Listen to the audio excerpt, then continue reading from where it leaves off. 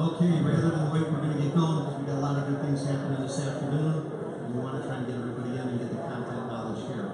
Up next, we've got a group of individuals, lawyers, accountants, investors, and they're going to give us a look at blockchain then and now. So with that, I'm going to call Chris Reinertsen up to here to be the moderator for the session and bring his team up. Come on up, Chris.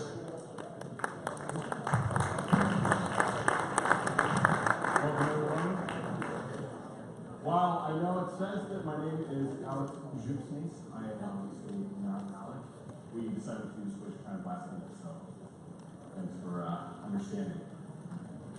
Now, three of us on this panel, obviously we are from BlockEdge Capital and Rhythm Technologies, and we are also joined by our partnered attorney and our partnered accountant, and we wanted to talk about blockchain and how it has changed since the inception in 2009 with Bitcoin to where we are now, and the various applications that we're seeing across multiple industries. And because we all work together, we have the unique ability to talk about how this is affecting us interdisciplinary between these industries and how changes in compliance affect accounting, affect investing, and speaking on how this affects the system as a whole, because a lot of what we've been seeing so far today is how does this just affect my industry? It's how does this affect my industry in relation to all these others? So with that, I'd like to introduce Phil Fornaro, the managing attorney, correct, from Fornaro Law. We have Shehan Chandrasekera from JAG CPA, as well as Brennan, Nacol, and Alec Ziupsnys from BlockEdge Capital and Rhythm Technologies. So, round of applause. So, starting out, what are you guys most excited about in this space? All right,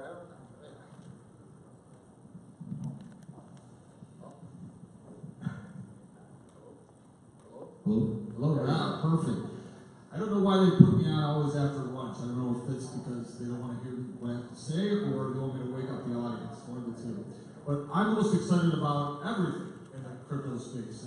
Transformed in 2016 when I first learned about it, and it really transformed the way I looked at life in general and in terms of how I viewed the law. So what has been really the most telling part of it is sort of manifested in what we're doing here together as a team, in that we're collaborating, and that's the whole concept of open source, and the whole concept of how we operate in this space is together, and together we get better. And the education part of this is where I think we really are advancing, and I'm always doing these things. I've got 5 events this month I'm speaking at. Why? Because I want to educate. I want people to learn. I want our community to get stronger. So that's the most exciting thing from my perspective. I think if you take accounting as an industry, it's an aging industry, and it hasn't been updated for the past 200 years or so. You know, the most recent invention we have is the double entry system. You know, we came from single entry system. So I see a lot of new business opportunities, new business models, new accounting frameworks in this new crypto economy. You know, powered by the blockchain and other technology surrounding that. So, and I see a lot of upcoming things that's happening in the FinTank world. That's what's fascinating to me about this industry. Things that got me a little bit excited about this industry when I left Wall Street was really just opportunity.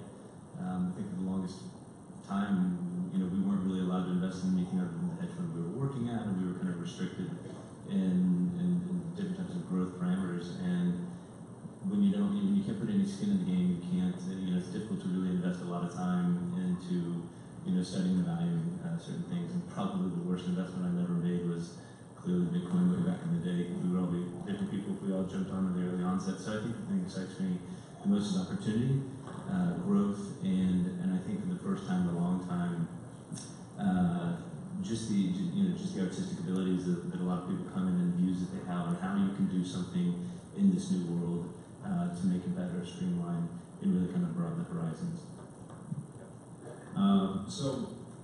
I think what excites me the most right now is I'm thinking it's like, contrary to just not blockchain, but coming from a financial background, something that just I can't stop thinking about is Bitcoin, right?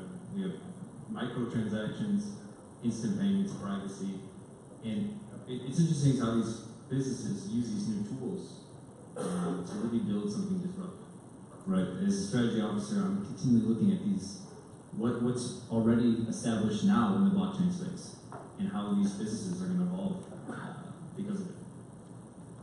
All right, thank you. And to piggyback off of that, you guys are all experts in your respective fields. You have established businesses. Phil, you have a very successful law firm. Brennan, you have 15 years of Wall Street experience. So why would you even come to crypto? Easiest thing again is opportunity. I think one of the things that hedge funds and investment vehicle, funds in the traditional space is kind of lackluster performance, and I think investors have felt that. I don't know how many investors are in this room, but when you have investment vehicles that are underperforming their benchmarks or only beating their benchmarks by a few 100 basis points, it's almost like who cares? What I like about this space, and I think what's also challenging about this space, is valuation is obviously tough. I think everyone here could probably agree that it's very difficult to say why should a particular coin be trading at the level that it's at. And for me as a trader, not to say that I don't care, but I recognize as a technician where levels are, where opportunity is, and how I can take advantage of it. Yeah, and if you ask my law firm, why I did it, they'll immediately say because Phil, you're crazy, and they're probably right. But this is the first time in my life that I was able to get at something on the ground floor, and that in itself drove me crazy that I could finally be in the 1% of the world that knows about this space. All of you here today are in the 1% of knowledge about blockchain and crypto. That's humbling, but it's exciting. It drives me to want to learn more and improve this space. So that's why we're in it. Yeah, and so my generation doesn't know a world without internet, right? I miss the rise of it. I just see the results. So I see crypto as something that I can help make part of a new world with crypto and blockchain, in which the next generation won't understand a world without. Yeah, I think before we got into crypto, we have always been in the startup space. So we work with entrepreneurs. We love creating value. The way we help the entrepreneurs is that everybody has a great idea, but we help them make it a great business idea, regardless of the blockchain. I think it's really good to have somebody with the number skills like us, so they can convert their great business or blockchain idea into a great working idea and business plan. So that's how we got into the space. And I personally come from a business strategy and digital marketing background, but more importantly, I'm coming up on my 10-year anniversary of involvement in Bitcoin, which puts me in the old boys club of cryptocurrency. And back then, if you had told us this is where we'd be 10 years from then, we would not believe you. When I first read the paper, I said this would be great, but it's never going to work. We've had multiple attempts at digital currencies with no results, so why would this be any different? And back then, we didn't take it seriously. We would mine some blocks, we would mess up some transactions. Oops, there goes 300 Bitcoin. Oh well, it doesn't matter. It's not worth anything. Something I do not tell my wife. I will take that with me to the grave, so hopefully she never knows to find out. Videos, huh? Yeah. Thankfully, she's not watching. She's at work, so it should be okay. But that being said, what types of challenges are you guys seeing? You guys are the tip of the spear, right? You're in this space because obviously you said that it excites you, but as we see here, almost no one is doing this. So that being said, what kind of challenges are you running into being pioneers?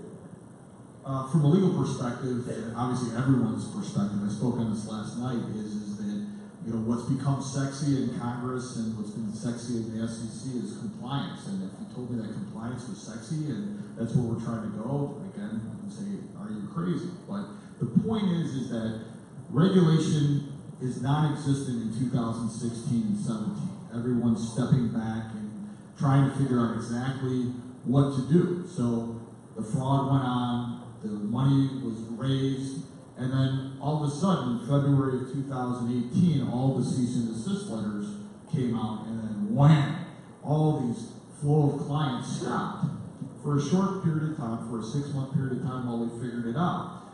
So when I decided that this is an important feature, I went to Washington, D.C. to talk to a bunch of congressmen, their staffers, and the CFTC and the SEC to see what their perspective on this was. Spent 2 solid days talking to them to understand how far they have come. So now where there's some more, and I can talk about that for an hour, but we have more people to talk about these subjects, but regulation is really now the battleground. Regulate or not regulate, should we or should we move forward with the project, should we wait? So that's where you're going to see a lot of a lot of change, just in this 2-year period, not from 2009 to 2019, but from 2016 to 2019. I think from an accounting and tax point of view, the challenge that, the SEC and the CFTC are having is that they are trying to fit this new technology into existing framework, which in my opinion is very outdated. For example, the 1933 and 34 Security Acts, they're like 80 years old. So how can we fit this completely new thing into those, old rules and regulations? For example, right now, in front of the IRS, cryptocurrency is a profit. CFTC is saying it's a commodity, and SEC is saying it's a security or utility. So, who should we go with? Well, you'll be happy to know that some of the low-hanging fruit during my conversations were accounting related. So they're trying to make and simplify that so that the market can expand. So, it's important. You'll be more happy than I am for sure. So. Good to know. I think challenges on my front are meaningful. I think first, I agree with you, Phil. I think the compliance element of things is always the tip of my tongue, because if we did things wrong, we did things incorrect, and most should go to jail. And while there is no clear rule with the U.S. saying, hey, this is what you can do, my natural progression wants to kind of follow the old rules that I kind of came about, and making sure that we do it as best as we can, so that as we build, we can kind of really put our best foot forward. And I always think as a fiduciary, what those things would really look like. I think when building out a trading platform right now, the last 12 years I've built nothing but hedge fund trading desks, and when I merged with this team, they had a very strong retail view on how they could really service an industry. I had a very institutional look on what I thought was going to be applicable to the space, and I think what is a significant challenge is with the current technology that's out there, how can we do it, how can we do it the right way, and make sure we're protecting everybody along the way while offering what I believe to be, best practices, best technologies, best user-friendly experience, which I find sometimes lacking in the space. I think the rush to get into the space and build your company as big as you possibly can build it, sometimes I feel like the end user experience is compromised a little bit. And so I think while the last maybe say 12 months plus, I feel as though almost going to make almost like a resurgence of tenure, along blockchain, Bitcoin, cryptocurrencies. I think it really took the bubble to really get a lot of us interested. 24-hour media talking about, oh my God, why was this thing 20,000, and what do we do with it, and and then regulators thinking, how can we protect them guys from getting run over, and so on our platform we try to address those things too. Like we're addressing education, teaching people how to get involved in the space, how to be a technician, how to really trade certain types of levels when you have when it's very difficult to value a particular coin. And I think that's why I can argue back earlier. I don't necessarily care where it's trading as long as there is a consistency in the fluctuations of the price, and then we can take advantage of that. Yeah. So pretty much with like this existing framework, trying to shove these technologies into something that's already these existing frameworks, when this technology changes so quickly, and it's an asset class, an ecosystem that's so absolutely tech heavy, right? It's more so than any other asset class, easily, cryptocurrencies at least. And you need to be able to change your mind quickly and very sharply, which not a lot of people are used to. In this asset class, I study as much as I can, and the next day, that studying may be worthless because something new just came apart, and it's either torn down what I thought, or it just creates something new completely. So I think that's just an adjustment that you kind of have to make. If it's legal, accounting, or financial, it's just change your mind very sharply. So you do bring up an actually very valid point in this space, is that we haven't seen something that progresses this quickly. You know, even if you are creating a solution within your business, how do you go about that if 6 months down the line they say, no, you can't do this anymore. This isn't security. You can't have a utility token. We don't even define a utility token. And that being said, with how quickly things can change on you, what are the best practices that you guys are trying to provide to the clients that you're working with? Yeah, that's the biggest. We're always in gray area. So the two most important things is first to figure out what the closest regulation is to this, and then try to comply. Actually, one of the first FinTank conferences I spoke at, we spoke to all the attorneys thanks to George and FinTank, is we sat down and talked, and the one person that he was an economist, and he said during the first downturn, where people got hammered is when they said they were going to do something and did something else. But the people that were safe were the people that said, we're going to do this, and then they actually followed through and did it. At that point, investors weren't harmed because of something that they did or did differently than what they were going to say. So the goal is to set the plan, and the second thing is to talk to the regulators themselves to tell them what you're doing. I know that sounds awfully scary, and people, again, keep on coming back to that crazy thing, but they keep on wanting to have those discussions because they are learning just as we are learning. I think when we get an engagement, first we start with the terms and conditions set forth by Phil or the legal team, because most of the accounting and tax treatment based on how it's written, what kind of offering is there and things like that. Just like Phil said, some rules are, they're not written towards cryptocurrency, so you just have to find the closest rule or regulation and apply your best practices, using what you know and your based on your experience. That's what we have been tackling these ICOs and those type of clients. Some of the ways that we've been thinking about how to protect our clients against certain things are one of the major questions I always had to answer for in my hedge funds is solving for best execution. There shouldn't be every exchange has a different inside market price for the same coin. We look to bring all those in house. I think people are actually starting to do this now. I think there's a whole guard Wall Street guy coming in thinking very similar things. Let's bring the best price that you can have so that something can sell at the highest bid and buy at the lowest offer on a consistent basis. We think, I've unfortunately been tasked with some of the OTC trading at our shop, which has been mind-numbingly painful because you get a lot of people in a space either they're dishonest or they just don't know how to bring people together in the right manner. And so every little intermediary or something in the way really can mess up the situation. So we'll digitize that and go peer-to-peer between buyers and sellers, allowing for a process that can take anywhere from a week to 2 weeks. I've worked on something longer than that to have it happen in minutes. So bringing buyer and seller directly together, let them negotiate on what they feel is most is the best price for them, and let them move forward with that. Let's say within minutes. I think the most important way that we are trying to also defend our clients, and I think that the regulators would appreciate this type of thought process is a technology we've brought in called bring your own wallet. So essentially what would happen if you're trading on multiple exchanges, you've got your money parked in those and those get hacked. What we thought is, why not be in control of your own destiny? Why not hold on to your own money? If you have your own wallet, why don't you plug into our system? You're in control of all of your currencies in one location at one period of time, and let's go ahead and let you start interacting with the overall market flow, added liquidity, and trading metrics, and allow you to move bigger, faster, stronger from those standpoints. You wanted to say something? I just wanted to define OTC. Over the counter trading. And the other problem that we're kind of trading right now is there's a massive amount of volume that is going through a lot of these over-counter invest, and they're making fortunes doing it, and I think they're doing a great job in doing it.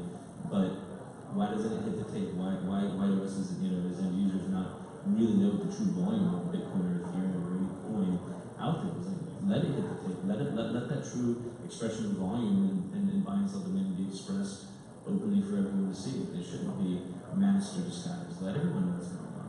Yeah, and just to kind of bring back to the initial question of how are we helping, how are we going about this, right? I think with something like cryptocurrencies and blockchain, you have all these different fields and different dynamics playing out. Where you have, as a security utility token, I could imagine a lot of arguments between just on the legal side, the accounting side, technology side. I think it's very important to realize that which you don't know is pretty important to know that you don't know it, and you have to leverage a team, a group. You can't just know it because there's no way to. I mean, cryptocurrencies alone have your token economics, the technology of it, decentralization, how censorship resistant is it, and that's not even including the legality or accounting of it. So it's important to leverage more than just yourself. And I think that one thing to point out here is, even though we have rulings coming out from the SEC and cease and desist and things like this, or how do we tackle accounting when we don't have a framework to operate in, one thing to keep in mind is that as long as you're trying your best to comply and go by the rules that have been put forth, whether they are complete or not, they want to foster development in this space. So you shouldn't be afraid. I mean, that's what you ran into in DC. Oh, absolutely. So the two things that regulatory bodies are supposed to do is protect the consumer and advance the technology. So they have to do both. They can't, quash the technology and the advancement that we've had over the last 3 years in the space. So the best example, and which really hits home, is the Ethereum example, as we talk about that a lot, is the fact that Ethereum was a security, right? But now, because they have such a large market share and people are building technology on it, suddenly it's not a security, right? It's a utility. It was a very pragmatic approach. I'm very proud of the United States in fostering that level of pragmatism. But more importantly, beyond that, is that this is the only bipartisan thing I've ever seen in my lifetime is crypto. So that was a very intriguing thing too. So. I think it's also important to be said that I think that everyone that I talk to who's plugged into the regulatory bodies or go to Washington to meet with them, they're very pro, right? They want this to single states. They know that if they say no, then we're just going to go somewhere else. I mean, here we come all the time. People are going to do what they want to do, and if you need the permission to do it, then we'll find a way. And I think it's important that they are very excited about this, that they want to make sure that they do it, but I think they also come from a perspective that when they do it, they get one good shot at it. They can't mess it up. So I think they're being extremely overly diligent before they actually make those, before they draw that line and say, here's what it is. So with that, we wanted to open this up for some Q&A. If you guys have some particular questions that any of these guys can answer within their respective fields, please come forward and let us know. We'll bring you a mic.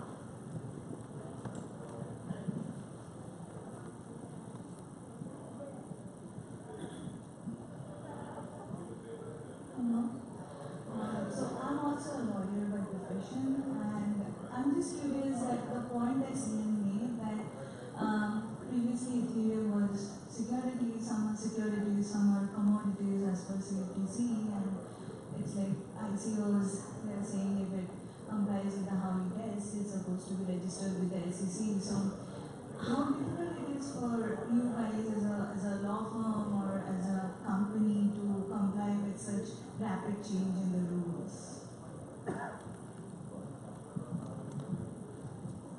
Yeah. Oh, that one's different. Now you're ready. So that's a great question. So we're sort of defining it. You started off talking about the CME, so the commodity, obviously Chicago, were really big in that side of the transaction, or that side of the space. So the CFTC is very, very involved. The commissioners are involved. They're obviously looking towards that to improve it. But it's really not that hard to apply the Howey test, right?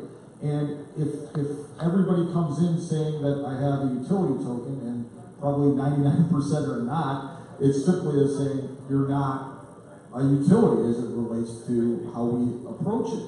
So now the conundrum is if we define something as a utility, and that's fine, and we follow the progress and we dot our I's and cross our T's, is I put it like into the exchange situation where a lot of exchanges are now trading securities.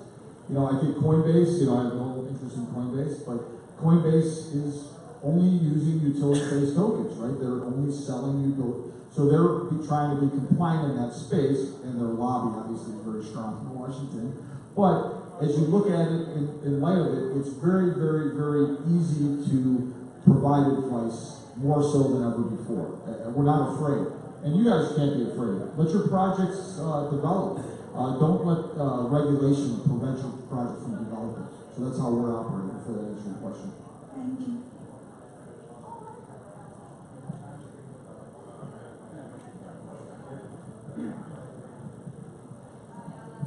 So I want to preface this saying that I'm not a Ripple investor at all, but talking about the speed of how things are changing in Washington. Now the White House talking about potentially Bitcoin is China's, Ethereum is Russia's, and we want our own, and they're thinking that might be XRP. Right now it's security, soon it's going to potentially change to an asset, I don't know. So I just wanted to hear your thoughts on that, because that's a really hot topic that just popped right now. Do you want me to take it or you got it? I just want to say Bitcoin's global. No one owns Bitcoin. But I think it has to do with the offering of it, right? The creation of it, more so than anything. That's the problem with Ethereum, right? It was the offering initially, right? Now it's decentralized enough where decentralized enough, I don't know what that really means, there's not clarification, but I think the argument's the offering of it. And something like Ripple, for instance, the offering is 80% controlled, supplied by the creator of it. So I can't see that really going farther. It's clearly, I'm not a lawyer, but clearly seems to be a security. But. Yeah, they're the ones that got their hands slapped early on, right? Ripple was the one that got the big, very large fine early on. But now you got to remember, politics and processes all kick in here. Who's using XRP? Banks are using XRP. So you're going to get, differences of opinion. So what's really driving this, and you got to all put this in perspective, is that this is the first time that I've ever experienced or ever heard about where retail be institutional into the space. So now as institutional pours in, as Brennan was talking about the OTC side of things, that's when you're going to start seeing more regulation tied to it, because the big boys, the institutional investors, a lot of what we've seen, are tied with regulation. So I think that's where you're going to see it. Will Ripple go by the way of Ethereum? Probably. Your guess is as good as mine, but it is the third largest crypto. So.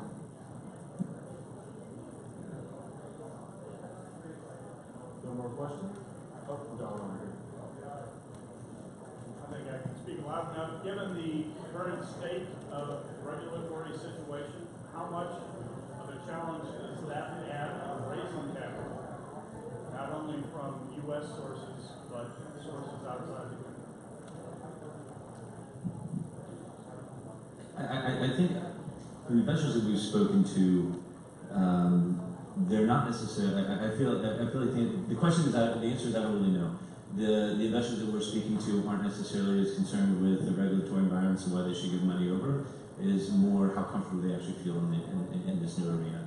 I think there's a natural temperament of people to wait and watch to see what's going on, even though this has been going on for a very long time.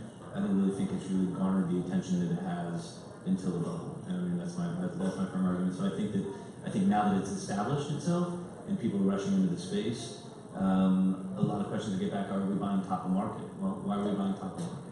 Are we buying top of market because we just got involved in the space, but it's been increasing at several 100% almost every single year with one down year since 2011 that I know of.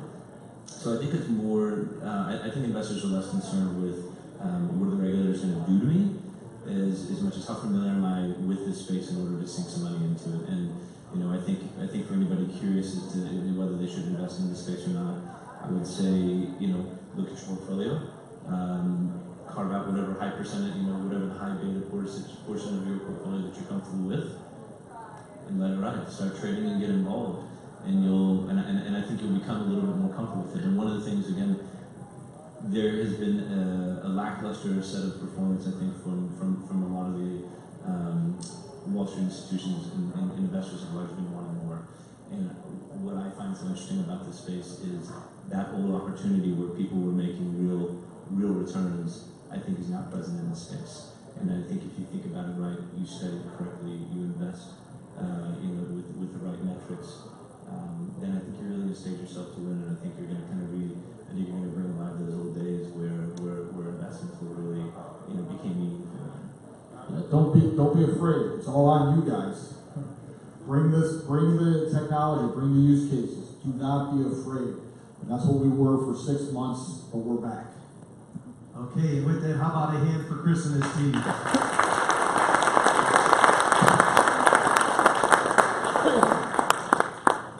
One of the things I notice as I see this group here is how alliances forming and people coming together to put new companies together. So what do we just had? We had an attorney, a couple of investors, and an accountant all getting together to create a new business or a new way to approach business. So something to keep an eye on for. I did get a text request that it's a little noisy in back, so if you're in the hallway out